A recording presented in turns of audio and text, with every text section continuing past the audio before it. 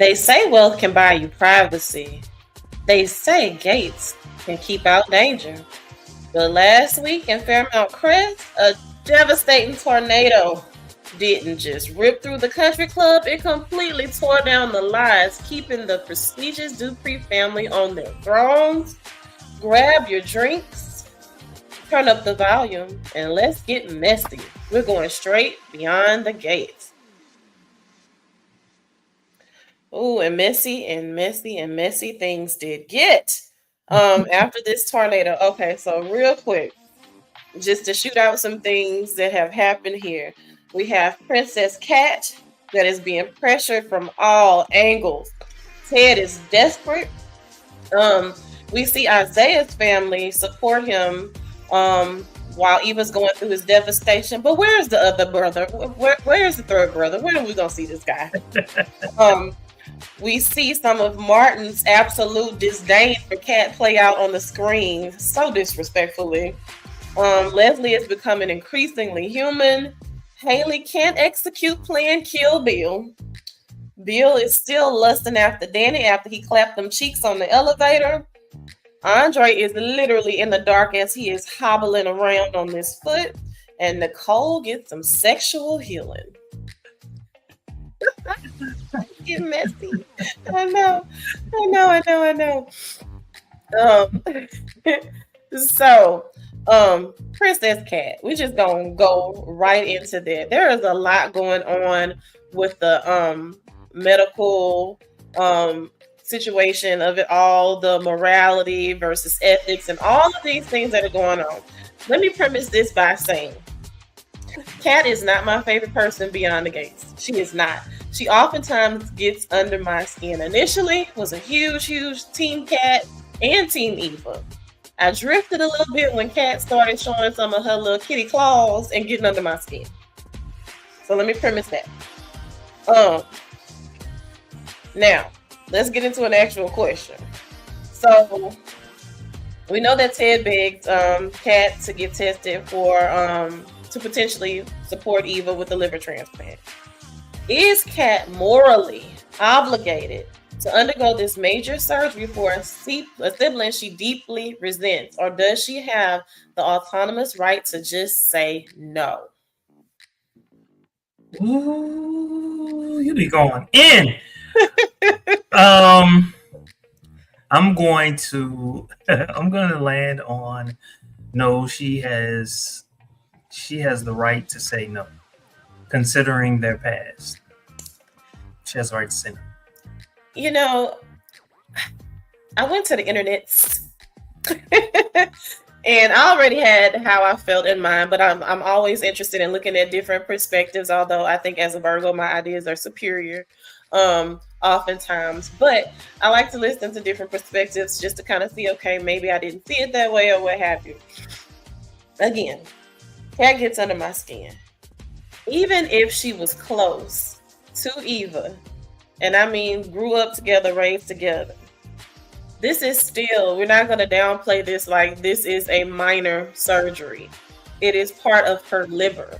So even if they were close, she is not morally obliged to give her part of her liver. She's not. Now, because this Cat, I feel like everybody's still kind of side-eyeing, like you playing games, you know, like, oh, I have this high anxiety and all these other things. Like, it is annoying, but I don't think she's wrong. What I think is wrong is everybody trying to pressure her or be passive aggressive about getting her to say yes. So when it comes to the Duprees and literally everyone, what are your thoughts about some of the different approaches that people had with Cat, with basically trying to get her to just say, yeah, I'll go ahead and do it, even if it's down to just the whole getting tested part?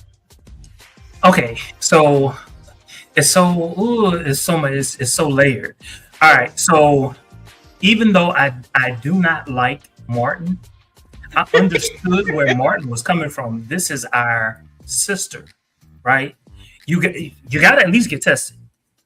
At the very least, get tested, right? If you're not a match, okay, oh well, so what? It ends right then and there. If you are a match, Okay, I understand how you feel. We're gonna keep you on the back burner. We're gonna continue to look elsewhere. Da da da da. Things are looking worse for her. Cat, please reconsider. I, that to me would have been like the approach to take, especially if you're Martin. A lot of other people, if you're Ted, ooh, that's a tightrope that you gotta walk.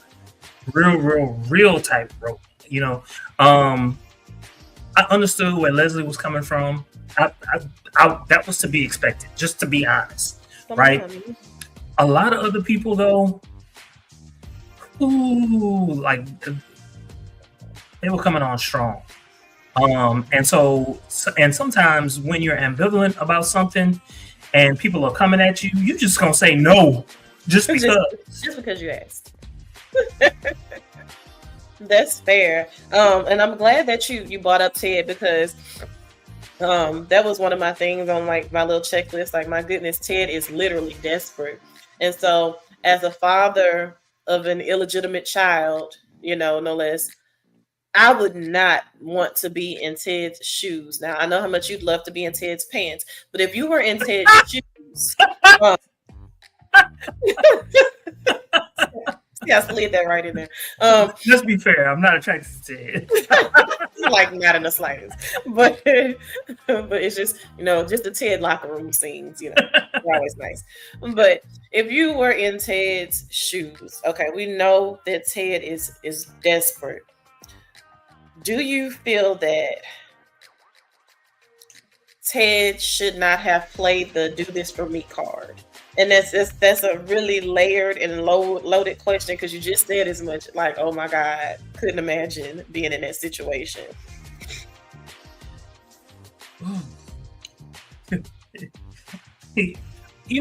When a parent asks you to do something, it is something that you take seriously, right? Especially if you have a good relationship with that particular parent, you take it seriously. This is my parent. They gave me life. They gave me my upbringing. All of that, like all of that, is thanks to my parent. My parent asks me this about someone that I cannot stand. She uses the word hate frequently. Like, these are tough. These are tough questions that you're making me answer.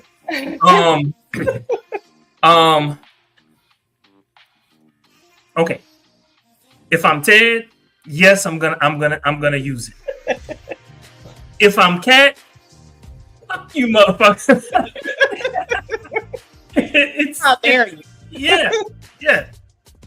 And that's fair. That is fair. Cat and Eva. It is what it is. I would not. I'm going to say it again. I would not want to be Ted. I do feel like it was an abuse of power as a parent, but he was desperate. So I get that. Nothing against you, Cat. Cat, you had the privilege of being our miracle baby, right? You weren't even supposed to be born. Whatever. It's almost impossible for you to be here. But I just got to meet this daughter. I formed an attachment to her, love her dearly, and I just cannot take the risk of her being ripped away from me so soon. All right. That was an impossible situation. And you know what? Kudos to the writers for even thinking about something like that, because so much. Yes. Because it's like, we're watching the drama play out on TV, but these aren't easy situations to just be like, oh, okay, I would just say no or just say yes, because again, Cat gets under my skin. But a liver transplant, a piece of my liver, a piece of my toenail, whatever. This is my body, So I get it. What I never understood? I never understood how the person who goes under to give a part of their liver can grow back. So if something happened to your liver, why is it that your liver can't grow back? I never understood that. That's a great question. I guess maybe how it's injured, maybe. I don't know. Human body is indeed miraculous. To All say the right. least. So all the drama going on at the hospital, they're waiting to see if Eva can either get a donor off the list. Everybody is very um, under very high pressure, especially her brand new boyfriend Isaiah. We see that his family comes to his side, and eventually even his father shows up. I am just still wondering, like, first of all, let me say this, and this is not really a question, it's just a comment. I'm happy that his father put his pettiness to the side of whatever is going on between him and Isaiah, um, and showed up for his son in his time of need. But where is this third brother? When are we going to see him? Are they trying to build him in the lab because he got to be 3 times as fine as the other one? Like, what are we waiting on? What are we doing here? Well, they did say that he works somewhere else in a different state, right? And so it's not like he can come back at any point. You know what I'm saying? Like it's and if I think if they were to bring him, they would bring him on, he would have to like have a major role. Like I understand like a cameo or whatever, but nah, you can't just bring someone that has never been around, been talked about, never been around, and all of a sudden they just show up. Like, no, that person has got to be like a fixture on the show. So it's got to be like the right timing. And I think the right timing might be when and if what's his name? Jacob? Is that his name? Okay. Yeah. If and when he gets off the force. Because if all of a sudden you have a fourth person on the show that works for the police department, it becomes too much about the police department. It's just, it's gonna be exhausting. All right, we're gonna see third brother Hawthorne at some point. To your words, the right time. And I'm just getting a little impatient because we go from fine, just getting better and better and better with the characters. It's a good looking family. So at any rate, Martin, we saw his disdain, like I mentioned earlier, for Kat, like implode, all the things in this episode. So Martin shows outward disdain toward Kat, referring to her as Princess Kat and the Miracle Baby, when she hesitates to get tested. What deep-rooted history or family secret, potentially, is fueling Martin's resentment toward her birth status?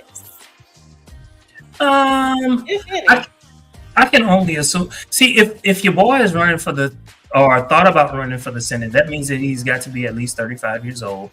If he's at least 35 years old, I'm going to assume that Kat is like mid-20s, right? Maybe even late 20s. So that's a good 10 years apart, right?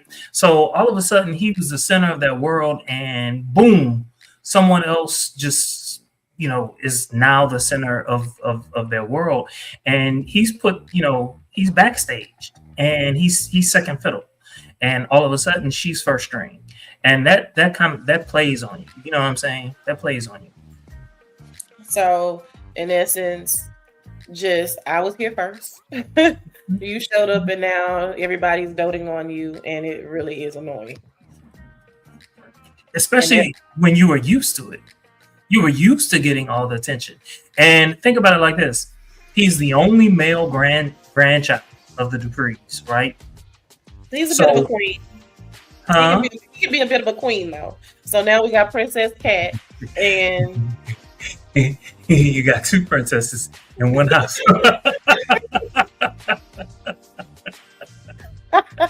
He can be. He really can be. You done seen Martin Queen out. You've seen it. So, I mean, when you lose all that attention, especially like if you want it, you crave it. I mean, for God's sake, he's a congressman. He craves attention. So, therefore, you have a younger sister who's taking all the attention away. You don't like that. You don't like that at all. So she's the baby. She's the girl. A miracle baby on top of that. So, yeah, it makes sense. That tracks. All right.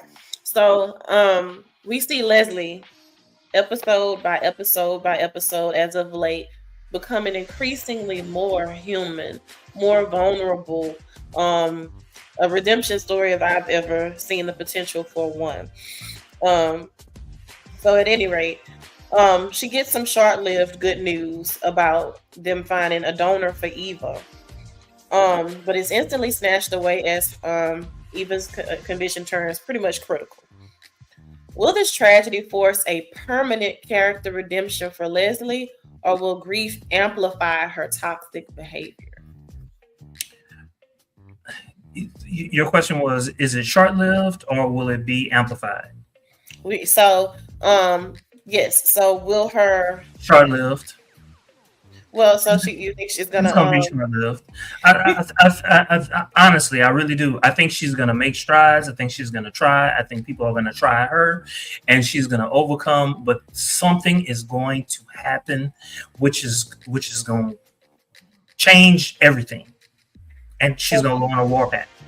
So, do you think, and which she's already a force. So, with that being said, even though the redemption story short lived, do you think the toxic behavior is going to amplify, or it'll just be the same level of Leslie? I think it's going to be amplified. I think once people slowly pull her in and she gains their confidence, their trust, she's going to use all that information against them. And you got to think about like some of the things that she already knows. You know what I'm saying? It's going to be shotgun. Yeah. I'm interested to see how it will play out. I have enjoyed watching Leslie in her soft girl era, if you will. And I do believe that this has been some of her best acting. Now, of course, she's a good refrain and comic relief and all those things, but I think she's done quite well with being grief stricken. And yes, 100%. 100%. So Operation Kill Bill, my goodness. So we know Haley has been trying her damnness to take Bill out, and it's taken too long. So after the tornadoes happen, she cannot get to her kill juice. And she is trying Bill so hard to get the police to get involved and everything to get back to the house because, she just wants some of her items that she needs. Do you think Bill is just still caught up in the fairy dust left behind and Dani from the elevator to where he's just shutting her down? No doubt. I think I like the distraction, and I love the fact that he's shutting her ass down. I love it. You were saying, I'm sorry. No, I don't even remember what I was about to say, but yeah, you're good. I'm like, I feel like she's coming in too hot and too pushy about going back to that house to where it's sounding very bratty, very entitled to say that you came from nothing. Like, oh my God, just have them clear the roads and blah, blah, blah. And he's like, no, so. You know what? I'm going to say, this is what I'm going to say. I get it. I've known too many people who lost their property, lost their homes, and all they wanted to do was just to salvage whatever it was that they could salvage. And they had to wait, but that didn't stop them every single day from going there to see where has the water receded enough? Has the water receded enough? Like every day, just going to check. You know what I'm saying? I get that. Yeah. Maybe her delivery is what's off-putting, but yeah. Better stated. All right. So speaking of Operation Kill Bill, so Dani and her ex-husband Bill gave into some unresolved feelings while they were trapped in the elevator during the storm. So do you think it's the life or death stakes of the tornado enough of an excuse for their lapse in judgment? Or did they simply strip away the facades of their current marriages? They stripped away the facades of their marriages. Because let me tell you, Bill is a philanderer. He's gonna cheat. He's gonna stick it in whatever looks best in that particular moment. And you got okay. So let's face it. Haley really hasn't done anything all that wrong to make him say, "I no longer want to be with you." It's really, and you know what? Dani said it herself. The minute old boy came around and he claimed Dani, all of a sudden Bill wants Dani again. Like it's just you don't. He doesn't want Dani to have anybody else because he once had her. Let that shit go. Let that shit go and move on. And as far as Dani is concerned, I don't understand what you see in this man. He cheated on you once. If you were to get back with him again, he's gonna cheat on you again. Why are you gonna put yourself through that? It's a toxic cycle, and opportunity was there, baby. We have all made some horrible decisions, and I do mean horrible. Well, horrible. And you look back like, who said that? Who did that? I would have never done that. That's stupid. Yeah, and I read the text messages like, yep, this was you. Old text messages, mine go all the way back to 2010, 2011. God damn. And I'd be like, now who was this? Oh my goodness.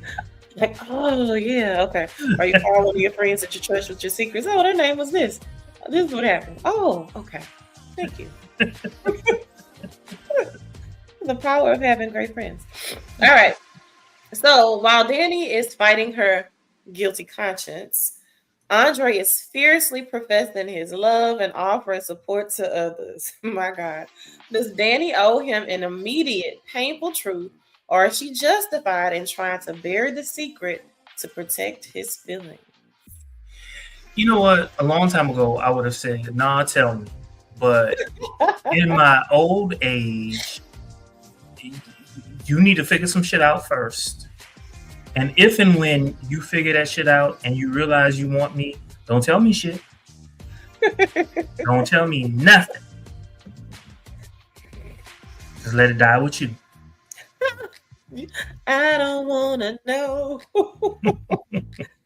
This is tough. I would rather it come from Dani because we know it's gonna come out. It's gonna come out. It is gonna come out. I would rather it come out from Dani. It's gonna come out. That's my concern. It coming from elsewhere. You know what? You know what I would love? I would love for them to keep it a secret for years, like 5 years down the road, 10 years down the road, and then all of a sudden, bam, it comes out. Ooh, fireworks. Yep. And then at that point, you're gonna be so deep into the marriage. It's not like, I'm gonna just up and leave. It's not that simple for a lot of people. Let me say that. Because we do have people that are like, okay, that is the line, that is a deal breaker, one and done. No do-overs. So we will see. All right, so when Bill feels the weight of the elevator encounter his wife Haley was secretly making out with the Young and the Restless crossover character Kyle Abbott in the closet. When the dust does finally settle, which spouse's betrayal will inflict the deepest damage on Fairmont Crest's social circle? So will it be Bill and Dani? Bill and Dani, no doubt. At most, like they just kissed. Haley and oh boy, they just kissed. And to be quite honest with you, he's under no obligation to tell anybody. Like, I kissed her. 2 days from now, he forgot about it. She's probably forgotten about it. But Bill and Dani, oh no, that's you. We talking about soul ties and shit.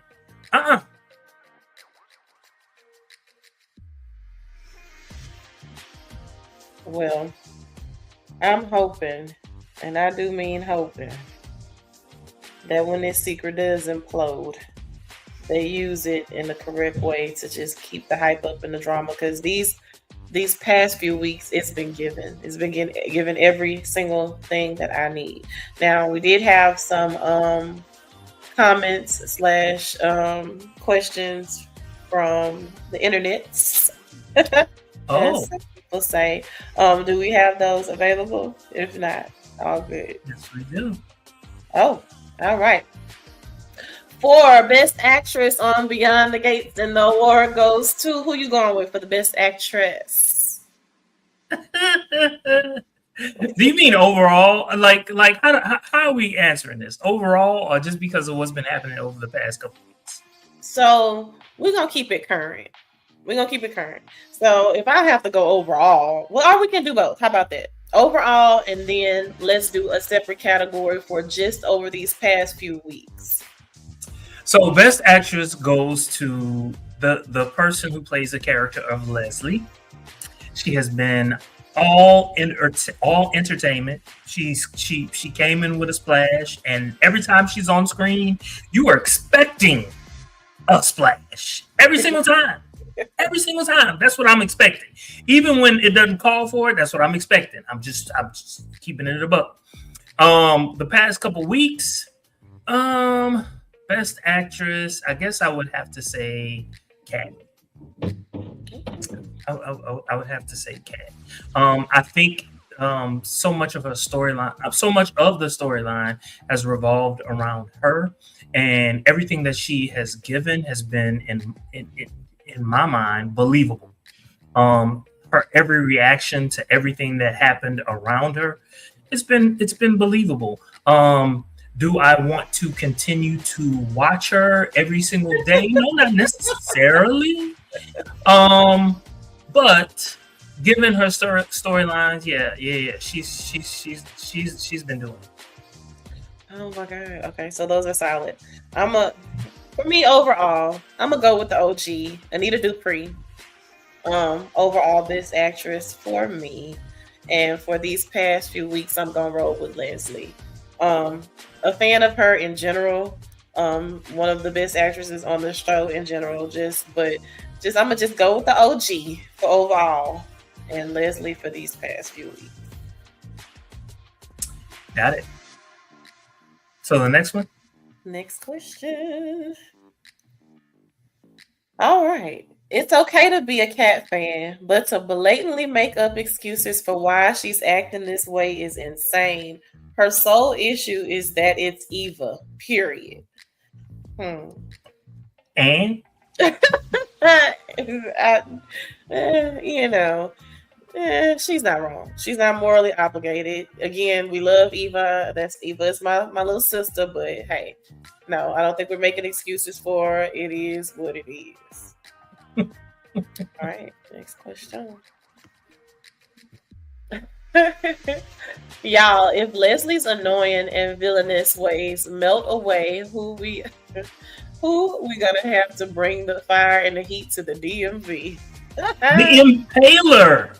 The Impaler. I'm telling y'all, over the next year, we're gonna get the Impaler. The Impaler is gonna take the place of Leslie, and then slowly but surely, something is gonna happen that's gonna bust her bubble. And watch, you're gonna see that the two of them, the Impaler and Leslie, are gonna cross paths. The Impaler, she's gonna become nicer. Leslie's gonna become meaner, and then it's gonna flip. It's gonna go back and forth. It's gonna go back and forth. And then the entire time, Cat is going to be getting on our nerves. Kitty cat. I cannot wait to see your theory play out, because I feel like you're on to something. But what I'm getting from this is nobody wants to see Leslie be a good guy. They don't want it. They don't want it.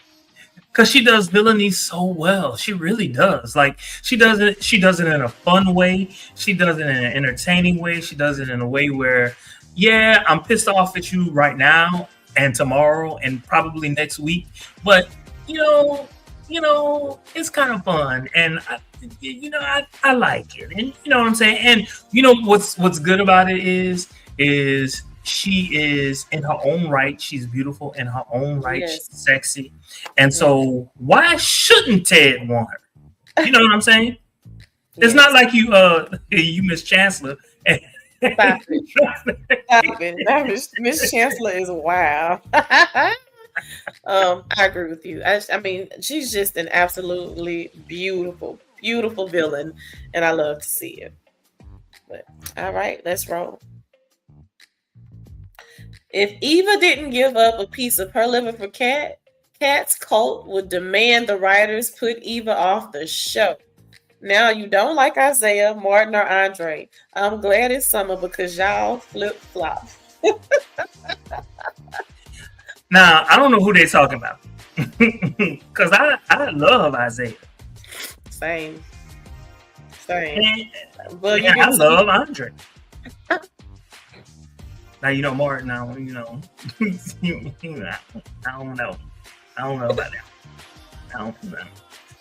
Oh, but no. To me, I'm here for the drama. I am here for the drama. You ain't got to put nobody off, no show.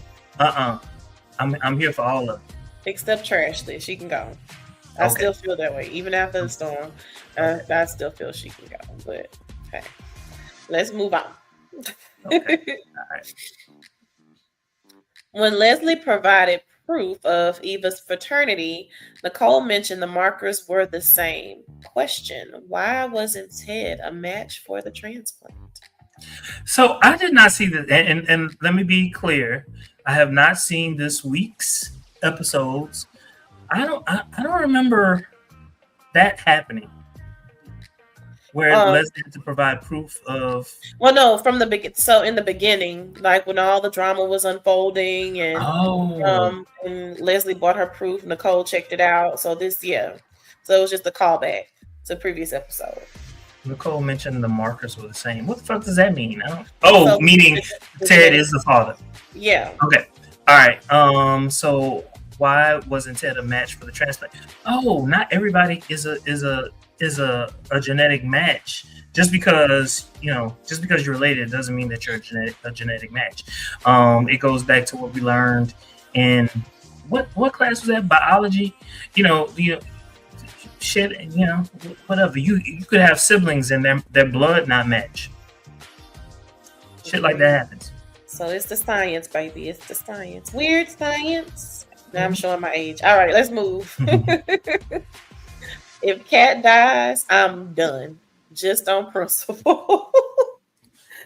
I don't see them killing Cat off the show. I don't. No. I would be very surprised if they did that. I really don't see them doing that. And this is why they will not get rid of Cat. They brought Isaiah onto the show to be with Cat. So no, they're not going to get rid of Cat. Cat is not going to die. Even if she's on vacation somewhere or whatever, she's going to be in a coma for a month or two. But she gonna pop right back up, like ain't nothing happened. You know what I'm saying? That's just the way that these things go. Like you're not going to bring a whole new character who we see in the beginning. Isaiah is one of those people that we see at the very beginning of the show. So he's not like his dad. His dad is not at the beginning of the show. You know what I'm saying? So Isaiah he's bona fide. He's there. They're not going to get rid of Cat. All right, let's move. All right, enough with the twin theory. What if Leslie is the real secret Dupree? Now, how the hell that's gonna happen? Somebody let me know how that's gonna happen. I had to figure out the twin theory. I was like, whoa, okay, what did I miss? Somehow they think Eva and Cat are fraternal twins and some type of biology in the hospital. Yeah, I was like, okay, no, I'm not really rocking with that. I had never even heard of it before about a week ago. But as far as the Leslie being the real secret Dupree, that would have to mean that Vernon was unfaithful and slept with Barbara. With all of that going on back in the day. And so where Vernon Dupree is very polished and pristine and we love him and all of that, that would mean he was getting down and dirty with the articulates. And then I would have to. I'm trying to see whether or not I would like that. I don't know, because he's a pastor in real life, right?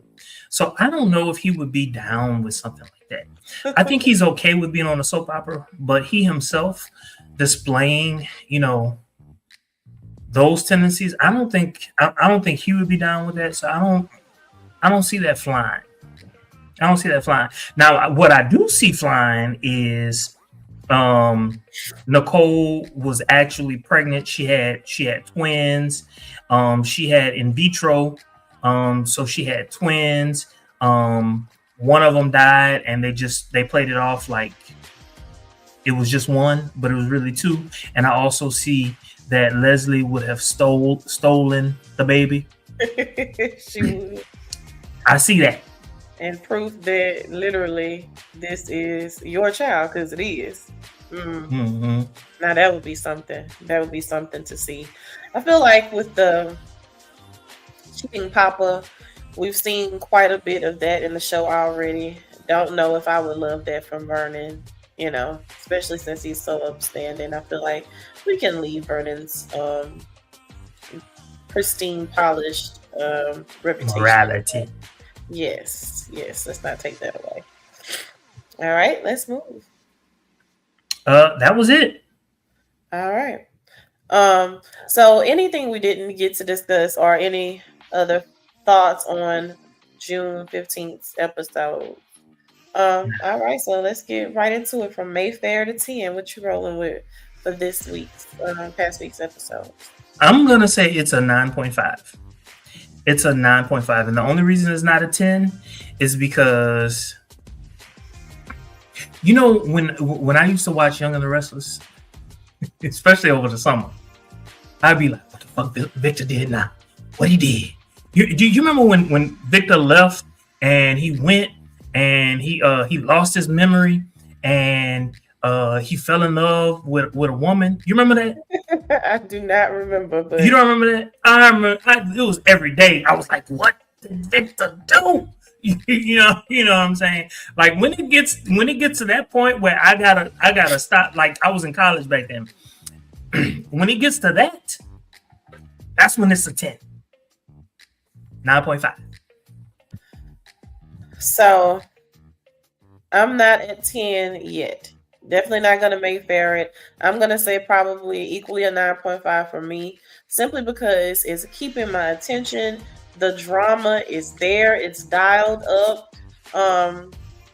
We have this whole medical crisis. We see character potentially redemption from Leslie. There are so many moving parts. And all of these episodes, if you can evoke emotion from me, from watching something like that, that is a good sign. So I feel very invested and very connected to these characters. And so for me, I'm at about a 9.5 with it as well. Solid. All right. Well, thank you all for joining us. We do actually still have a few things coming forward for you guys. On Wednesday, we are still delving deep into Anne Rice's world with the Vampire Lestat episode 3. So join us for that. Also, we will be covering House of the Dragon. Yes, it is back. My goodness. Oh, come on, Targaryens and everything else. Gray hair, sea snakes, and all of the things that go bump in the night. So yes, we'll be there for that. But also, every Sunday, or every week anyway, join us to come back behind the gates to see what other messiness we have going on. Do not forget to like, comment, and subscribe, and we will see you later, gatekeepers. We've got questions and we know you have answers, so make love to our senses in the comments. Drop them down below.